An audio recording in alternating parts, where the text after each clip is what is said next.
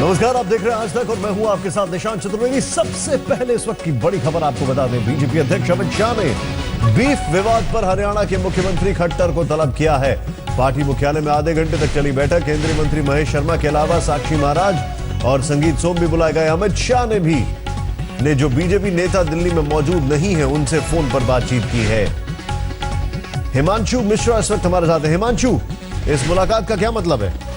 देखिए, मैं बिल्कुल बता दूं आपको निशांत की प्रधानमंत्री बहुत चिंतित हैं। जिस तरीके से बीफ पर बीजेपी के नेताओं, मंत्रियों और मुख्यमंत्री का बयान आया, उसको लेकर प्रधानमंत्री चिंतित थे और इसीलिए जो है बीजेपी अध्यक्ष अमित शाह ने आज उन सभी नेताओं को तलब किया है जिन्होंने बीफ से लेकर दादरी तक के ऊपर विवादित बयान दिए हैं और उनको लगता है कि इससे पार्टी की छवि खराब हुई है। इस तरीके के बयानबाजी नहीं होनी चाहिए थी। प्रधानमंत्री इस पर चिंता जता चुके हैं और इसीलिए जो है बीजेपी अध्यक्ष अमित शाह ने अब जो है वो इन सभी नेताओं को बुलाया और चेतावनी दी है कि इस तरीके के बयानबाजी पार्टी के अंदर नहीं चलेगी और जिससे कि पार्टी की इमेज खराब होती हो और अगर इस तरीके की बयानबाजी होगी तो कार्रवाई की जा सकती है आपके ऊपर, क्योंकि प्रधानमंत्री को लगता है कि इससे पार्टी के अंदर जो नेता बयान देते हैं उससे सरकार की छवि खराब होती है। और सरकार के दो मंत्रियों ने, संजीव बालियान हो या महेश शर्मा, सभी ने विवादित बयान दिए थे लेकर और उसके बाद एक तरीके का माहौल जो है वो बीफ और दादरी का बन गया। और बिहार में चुनाव चल रहे हैं। पार्टी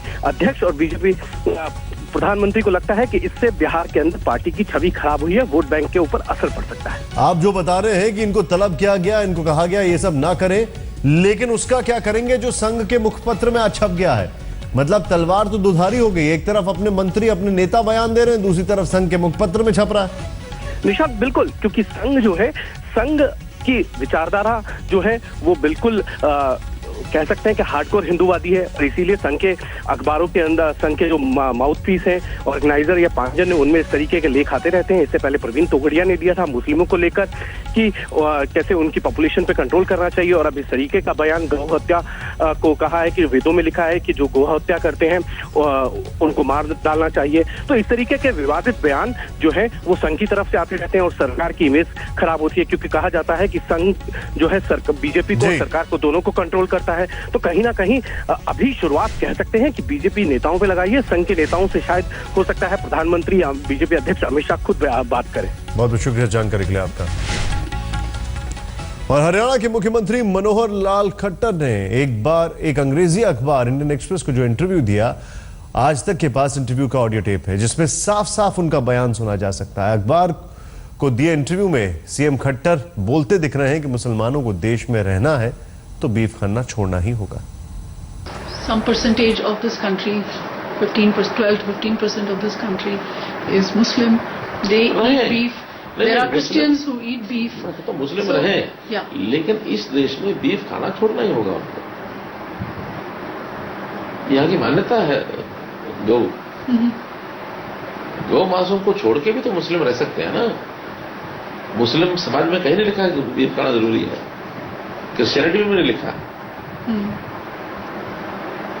ठीक है ना। ये कहीं नहीं उनके उसमें भी नहीं है लिहाज में कि हमको खाना ही खाना। अब वो जिस चीज की किसी समाज की एक मान्यता है, देखिए हमारे यहाँ कल्चरली हम डेमोक्रेट हैं, तो डेमोक्रेट में हमेशा फ्रीडम होती है, लेकिन उस फ्रीडम का भी एक नियम है, लिमिटेशन है। क्या लिमिटेशन है? कि फ्रीडम वहीं तक चलती है जहां दूसरे की फ्रीडम, दूसरे की मान्यता उसको चोट ना पहुंचे।